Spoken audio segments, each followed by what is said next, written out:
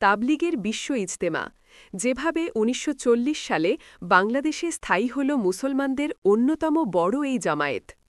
বাংলাদেশের রাজধানী ঢাকার ঠিক লাগোয়া উত্তর দিকে টঙ্গীতে তুরাগ নদীর তীরে প্রতি বছর তাবলিগ জামাতের বিশ্ব ইজতেমা অনুষ্ঠিত হয় শীতের সময়টায়। সাধারণত ডিসেম্বরের কিংবা জানুয়ারি মাসে এই জমায়েত বাংলাদেশে হয়ে আসছে ৫০ বছরের বেশি সময় ধরে। লক্ষ লক্ষ মানুষ এতে অংশ নেন, যাদের মধ্যে বিদেশিদের সংখ্যা উল্লেখ করার মতো। সবচেয়ে বড় ধর্মীয় জমায়েত হজের পর এই বিশ্ব ইজতেমাকে বলা হয় মুসলমানদের দ্বিতীয় বড় জমায়েত। এর গোড়াপত্তন হয় ভারতে, কিন্তু পরবর্তী সময়ে এটা অর্ধশতকের বেশি সময় ধরে বাংলাদেশে হয়ে আসছে। বাংলাপিডিয়ায় দেয়া তথ্য বলছে ১৯২৬ সালে হজরত মৌলানা ইলিয়াস রহমত ভারতের উত্তরপ্রদেশের মেওয়াত এলাকায় তাবলিগি আন্দোলনের গোড়াপত্তন করেন এবং একই সঙ্গে এলাকাভিত্তিক সম্মিলন বা ইজতেমার আয়োজন করেন। কালক্রমে তাবলিগ সমগ্র উপমহাদেশে বিস্তার লাভ করে এবং উপমহাদেশের বাইরেও এর প্রভাব পড়ে। ১৯৪৭ সালে ভারত বিভাগের সূত্র ধরে উপমহাদেশের ভারত, পশ্চিম পাকিস্তান ও পূর্ব পাকিস্তান এ তিনটি অঞ্চলে মুসলমানদের অবস্থান সাপেক্ষে তাবলিগের তিনটি কেন্দ্র স্থাপিত হয়। ঢাকা বিশ্ববিদ্যালয়ের ইসলামের ইতিহাস ও সংস্কৃতি বিভাগের শিক্ষক এবং লেখক একেএম খাদেমুল হক বিবিসি বাংলাকে বলেন, ১৯২০ সালের দিকে যখন এটি শুরু হয়েছিল তখন এটা একটা আন্দোলন হিসেবে শুরু হয়েছিল ভারতে। তিনি বলেন, একটা বিশেষ পরিস্থিতিতে এটা শুরু হয়েছিল। তখন হিন্দুদের মধ্যে একটা সংস্কার প্রক্রিয়া শুরু হয়েছিল। হিন্দু ধর্ম থেকে যারা অন্য ধর্মে চলে যাচ্ছিল তাদেরকে আবারও হিন্দু ধর্মে ফিরিয়ে নেয়ার একটা চেষ্টা ভারতবর্ষে বিভিন্ন প্রদেশে শুরু হয়। এটা একটা প্রক্রিয়া যাকে আন্দোলন বলা যায়। তখন মুসলমানদের সংখ্যা কমে যাওয়ার সম্ভাবনা তৈরি হয়েছিল। তখন দেওবন্দ কেন্দ্রিক মুসলমানেরা চিন্তা করলেন মুসলমানদের ইসলাম সম্পর্কে আরও সচেতন করে তুলতে হবে।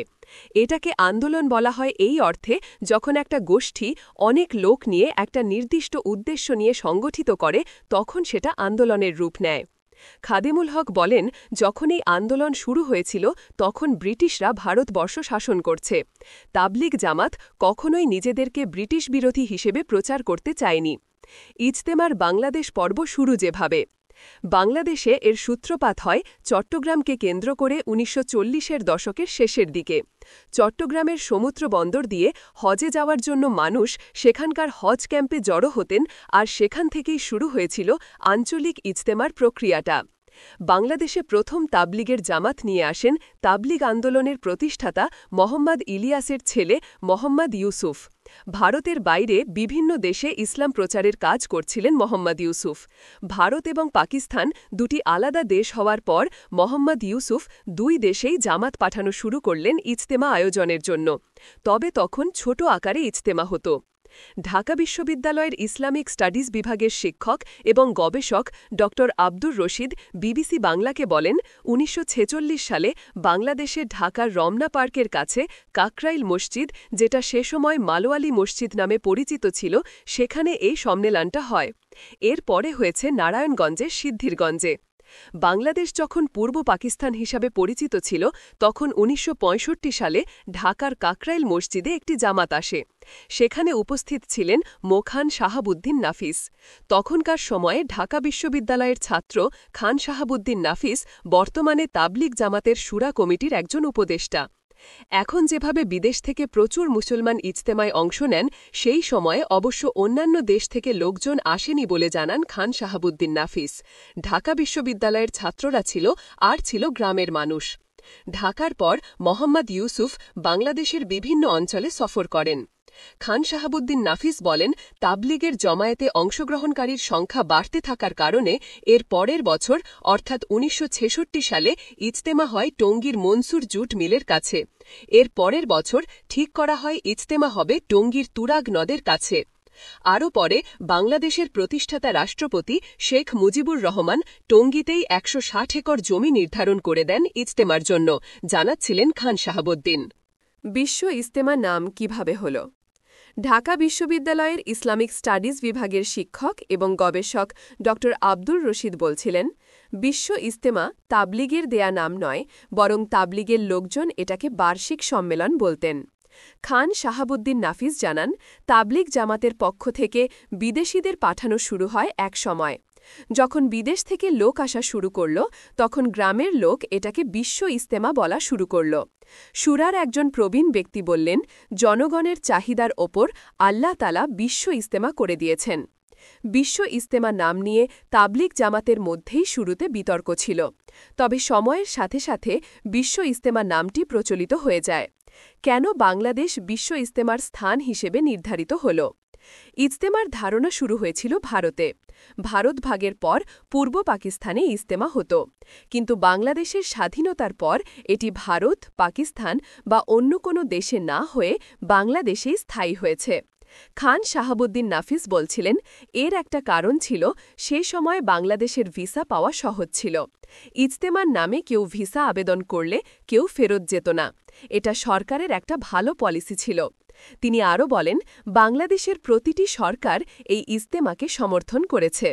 ঢাকা বিশ্ববিদ্যালয়ের ইসলামের ইতিহাস ও সংস্কৃতির শিক্ষক এবং লেখক AKM খাদেমুল হক বলেন যে দুটো কারণে বিশ্ব ইজতেমার স্থায়ী ঠিকানা বাংলাদেশে হয়েছে।